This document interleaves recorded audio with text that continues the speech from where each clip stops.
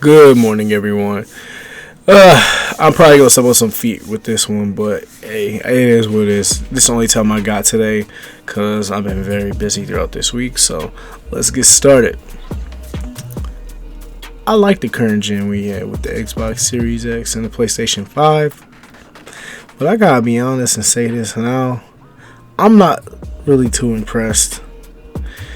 And I'm starting to go back to my old ways, and maybe I just might be biased when saying this, but I feel like retro games are the better option compared to newer ones, and I have plenty of arguments to solidify that claim. But this isn't a knock. Like I said, this isn't a knock towards those current gen consoles or the current games coming out. Even though I'm not a big fan of all the games we're getting right now, in this gen and past gen, but well, I wouldn't even consider the PS4 and Xbox One past gen, even though they're not making Xbox One consoles anymore. But it's still there's still games being made for it. That's the point of the video. Anyway, getting into it. I was kind of like this 2-3 years ago, where I was just playing with my retro consoles more than my current gen. Like, the current gen got love, but like I think what made me excited and what brought me back in was the Last of Us Part 2 and Ghost of Tsushima. I really enjoyed those games a lot, and I was like, oh man, so I'm very excited to play on the current gen. We getting games like this, I'm very hyped up, and ironically, those were PlayStation 4 games, so I was like, okay, it's probably not that bad after all, because I had some doubts back then. I was getting games day one and enjoying them, but they just weren't on the priority list. I was clearing through games in my backlog on the retro consoles and stuff like that. But anyway, getting into it. I don't know, I just feel like the magic with gaming isn't there anymore. I just feel like it's all becoming service-based. You buy games day one, it's just patching in. I know what people are going to say, well, you defended that Saints Row thing. Yeah, I did, but like now here's the realization. Here's me being real with it. I don't like that. And, unfortunately, I had to learn the hard way for myself with the Callisto Protocol, and which was a game I talked about so much that I was so excited for. And like I said, it was a good game. It just left me disappointed with a lot of things. And the fact that I didn't get all my trophies on Xbox when I had bought it on there, pisses me off even more, because I had played that game, and I got hours in to like prove that I had beaten it. And I mean, I know people say, well, your trophies and achievements aren't all that, and yeah, it's not, but still, that's where I feel like I earned that. I had to spend $70 on this game. There shouldn't have been any bugs, day one, or any issues, with it. It's like this is becoming a normal thing, and I feel like, it's not addressed. It's obviously not addressed. No one cares about it. They either deal with it or not. And I'm just like, no. People are anticipating this, then, why the hell not? When you would get a game, for instance, I got Streets of Rage 3.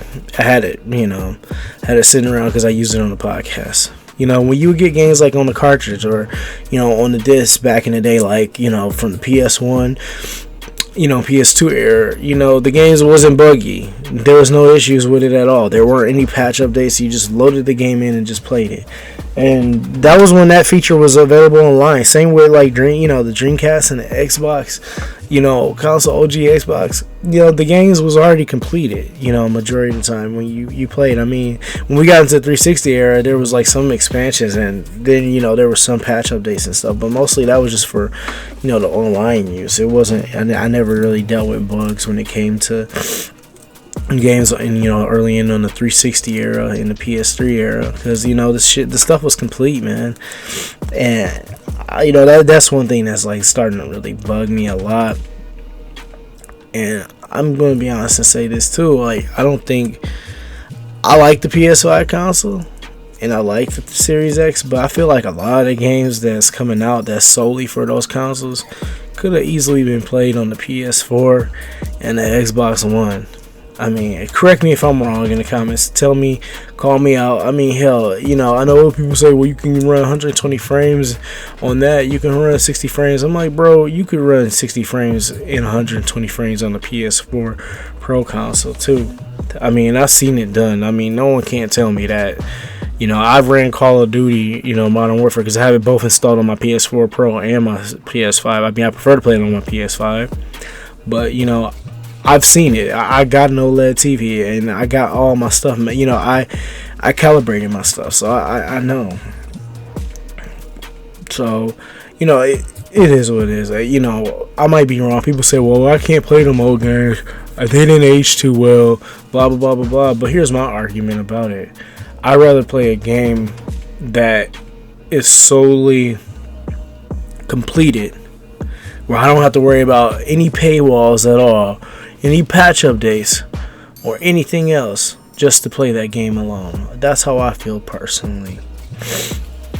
That's my argument behind it. You know, another thing too, and just, you know, I'm just gonna say this, you know, plain and clear. You know, it's obvious the retro game market is worth a lot. You know, it means more in this industry than anything.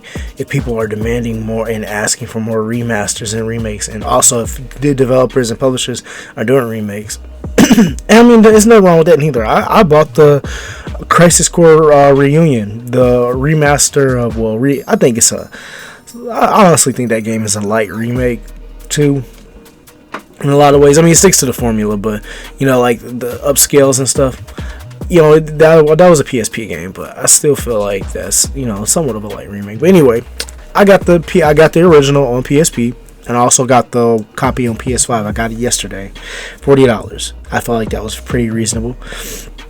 Excuse me.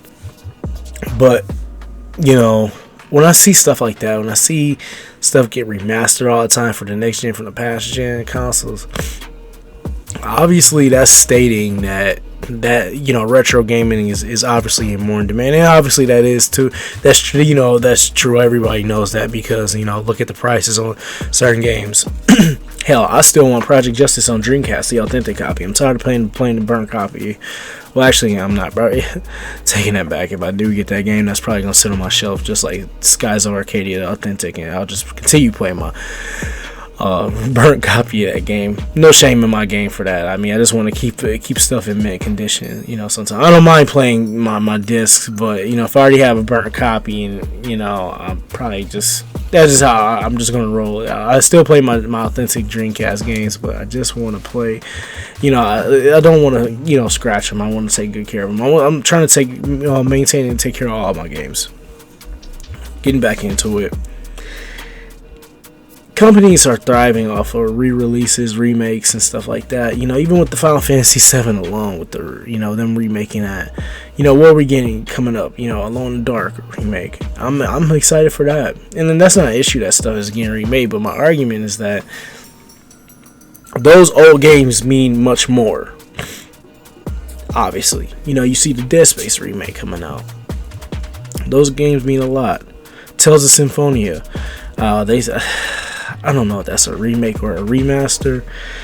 I mean, I know what it says, but I'm just, I don't know where to put my finger on when looking at that. But obviously, those games mean a lot.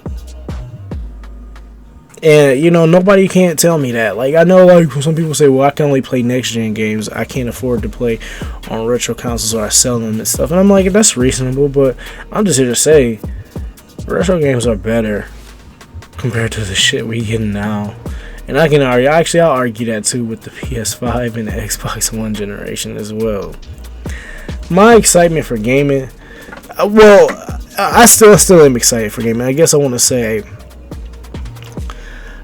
my enthusiasm towards it when it came to, you know, getting games was a lot better. And maybe that might just be me. Maybe that just might be all on me. And I'll take full credibility. And I'm just biased and saying, like, hey, since I had those games growing up, you know, and I was a kid and I didn't have to worry about responsibilities, that's probably why those games mean a lot more to me. I mean, someone, you know, who's a kid now could say the same thing about the current games coming out. But, you know, if they feel like me, going into the next, you know, when they be walking into adulthood, they could probably say, you know, like I said, the same thing like I'm saying, like, hey, it's not all that. But it is what it is. Tell me what you think in the comments below. I mean, like I said, I play games that are older than me, and I get more excitement out of them, like on the Nintendo Entertainment System. Same with the Sega Genesis. The Sega Genesis is my #1 favorite video game console of all time. Coming in next to the Nintendo 64 and the Sega Dreamcast. So that's just all my opinion. This isn't to say what's factual and what's not. I'm just saying my own opinion. Like, I feel like retro games, older games are pretty much better. Like I said, my momentum died down after the PS3 and the 360 era. It kind of rose back up, leaving in the last year. Well, it's not the last year, the PS4 console. I don't know what I'm talking about, but it came out, basically, going into the PS5 era, that's when I kind of got my excitement back, and then now it's just. So anyway, tell me what you guys think in the comments below. This is Drex. I'm out. If you're new here, please subscribe to my channel, and I also encourage you to like the video. I also got like over 200 videos uploaded, so I have plenty of content for you to check out. So I'm going to try and do videos, at least 2 or 3 videos a week from now on moving forward. But yeah, that's all I gotta say. This is Drex. I'm out. Peace.